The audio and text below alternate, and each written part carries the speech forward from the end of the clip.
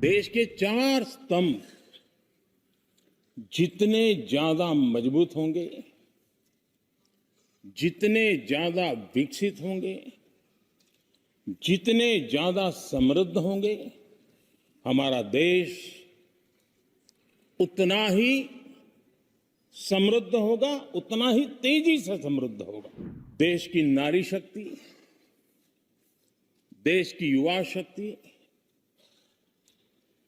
देश के हमारे गरीब भाई बहन और देश के हमारे किसान, हमारे मछुआरे, हमारे पशुपालक, उनकी चर्चा की। क्या हो गया है दादा? क्या देश के युवा जी की बात होती है? समाज के सब वर्ग नहीं होते हैं? क्या देश की नारी की बात होती है? देश की सभी नारी नहीं होती है? कब तक टुकड़ों में सोचते रहोगे?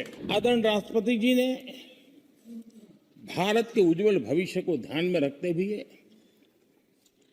4 मजबूत स्तंभों पर हम सबका ध्यान केंद्रित किया है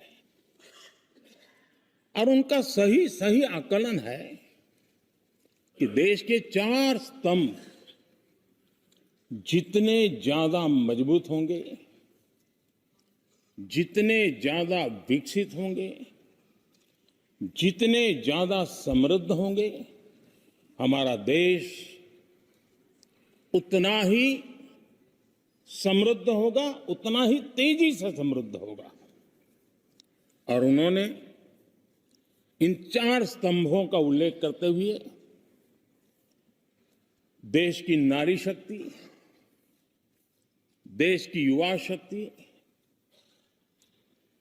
देश के हमारे गरीब भाई बहन और देश के हमारे किसान, हमारे मछुआरे, हमारे पशुपालक, उनकी चर्चा की है।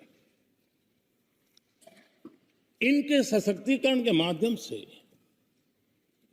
राष्ट्र के विकसित भारत के लक्ष्य को प्राप्त करने की जो राह है, उसका स्पष्ट दिशा निर्देश आदरणीय राष्ट्रपति जी ने कहा है। अच्छा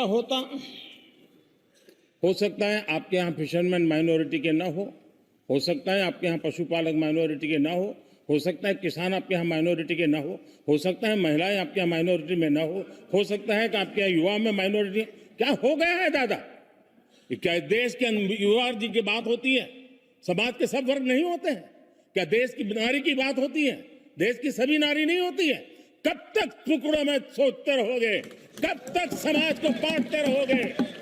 सब सीमा करो, बहुत तोड़ा देश को।